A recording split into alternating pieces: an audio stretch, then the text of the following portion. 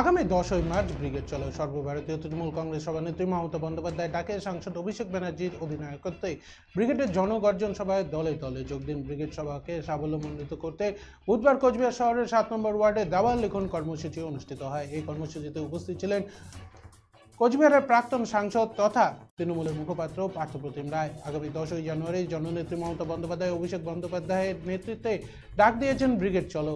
কোচবিহার 7 নম্বর ওয়ার্ডে ব্রিগেড চলো দেওয়াল লিখন করলেন প্রাক্তন সাংসদ তথা তৃণমূলের মুখপাত্র পার্থপ্রতিম রায়। এ বিষয়ে তিনি জানান, বাংলাকে কেন্দ্রীয় সরকার যেভাবে বঞ্চনা করেছে তার বিরুদ্ধে প্রতিবাদ গড়ে তোলা এবং সেই সাথে রাজ্য কোষাগার থেকে 100 দিনের কাজের টাকা ইতিমধ্যে জনগণের অ্যাকাউন্টে পৌঁছে দেওয়ার ব্যবস্থা করা হয়েছে এবং সেই সহ আরও কিছু সুযোগ সুবিধা জনসাধারণকে দেওয়ার বিষয়ে এই উদ্যোগ গ্রহণ করেছে রাজ্য সরকার। সেই সমস্ত বিষয়গুলিকে সামনে রেখে এই সভা আয়োজিত হবে। রাজ্যের মুখ্যমন্ত্রী মমতা বন্দ্যোপাধ্যায়ের ডাকে অভিষেক বন্দ্যোপাধ্যায়ের তৎপরতায় এই সভা আগামী 10ই মার্চ ব্রিগেডে হতে চলেছে।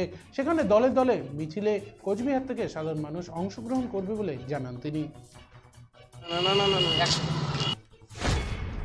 দেখুন, আগামী 10ই মার্চ জননেত্রী মমতা বন্দ্যোপাধ্যায় ডাক দিয়েছেন অভিষেক বন্দ্যোপাধ্যায়ের নেতৃত্বে ব্রিগেড চলো জনগর্জন সভায় অংশগ্রহণ করার জন্য।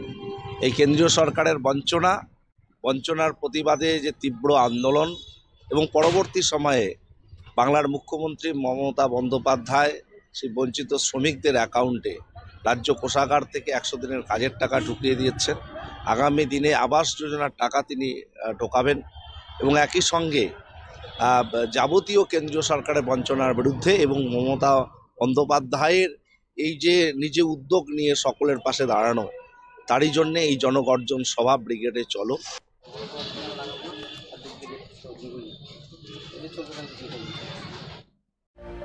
রিক্সের জ্যাম, জেলি, আচার এবং আরও অন্যান্য প্রোডাক্ট অনেকদিন থেকেই আপনাদের চাহিদা মিটিয়ে আসছে। এবার নতুন সংযোজন সয়া বড়ি, healthy and tasty, immunity building, nutrients, স্বাস্থ্যকর এবং সুস্বাদু।